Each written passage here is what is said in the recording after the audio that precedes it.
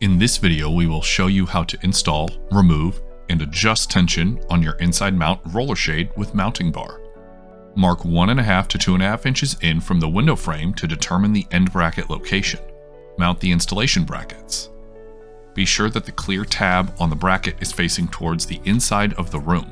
If more than 2 installation brackets come with your order, space additional brackets evenly between the 2 end brackets. The cassette brackets should be installed in the same depth.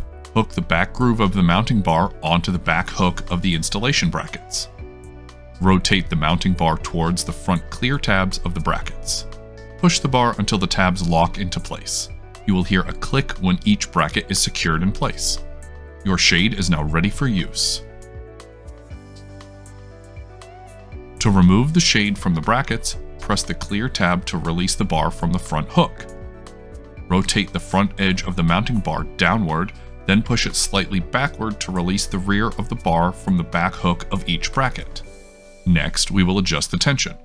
Remove the bracket cover, left side for standard roll and right side for reverse roll, by pulling it down and then outward.